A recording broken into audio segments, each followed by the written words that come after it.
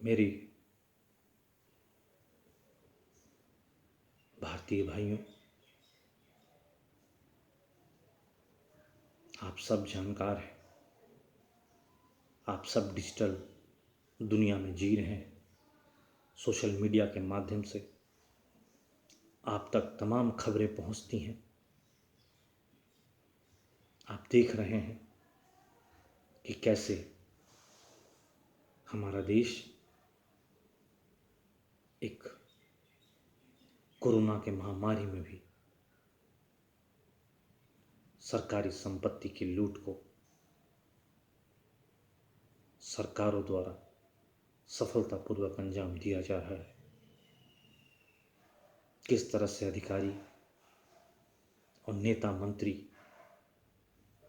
हमारे और आपकी धन संपदा को लूटने में लगी हैं। आपने देखा कि कैसे ऑक्सीजन की कमी से एक माँ के सामने उसके बेटे की मौत हो जाती है, एक पिता के सामने उसके पुत्र की मौत हो जाती है। आपने देखा कि लोगों की रोने की आवाज़ आपने सुनी। आखिर हिंदुस्तान की आज़ादी के 70 वर्ष पूरे होने के बाद भी अगर हम एक अच्छा स्वास्थ्य नहीं दे सकते, एक अच्छा अस्पताल नहीं दे सकते, भारतवासियों के लिए एक मजबूत आधार नहीं दे सकते, देश के कोने कोने में स्वास्थ्य लाभ नहीं दे सकते, तो हमें सत्ता में रहने का हक नहीं। जो गलतियां कांग्रेस ने की है, जिसका खामियाजा देश की जनता भुगत रही है, उससे ज़्यादा गलतियां भारतीय जनता पार्टी कर रही है। अपने चुनावी जीत के लालच में ये हजारों लोगों को मरने के लिए मजबूर कर रही है।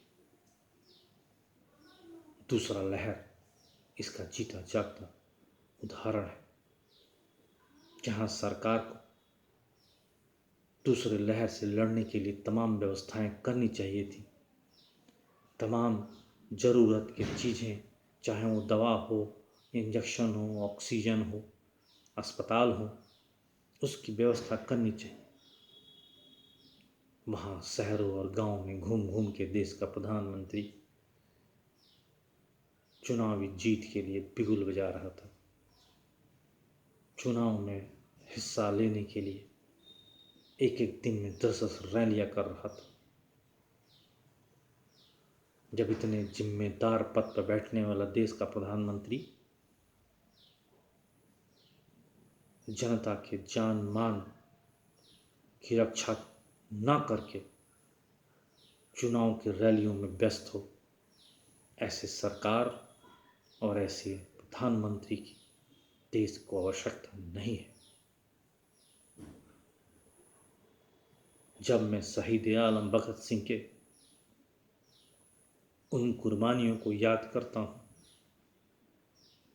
तब मुझे बहुत तकलीफ होती है कि हमारे जैसे नौजवान क्रांतिकारियों ने जिस हिंदुस्तान की आज़ादी की लड़ाई लड़ी थी, क्या ये वही हिंदुस्तान है जहाँ जनता के जीवन का कोई मोल नहीं, जहाँ वोट बैंक और जात धर्म की राजनीति ने हिंदुस्तान को इतना कमज़ोर कर दिया कि हम अस्पताल नहीं बना सकते, सड़कें नहीं बना सकते, शिक्षा नहीं दे सकते। क्या हमारे नौजवान साथियों ने इसलिए शहादत दी थी कि हिंदुस्तान के 137 करोड़ जनता ऑक्सीजन के लिए मोहताज हो जाए? नहीं साथियों, सोचने की आवश्यकता है कि आखिर उन वीर शहीदों ने कौन से हिंदुस्तान के लिए अपनी शहादत दी थी। उसके बाद निर्णय लेना है कि हमें सरकार कैसी चाहिए। नमस्कार। लाल साहब।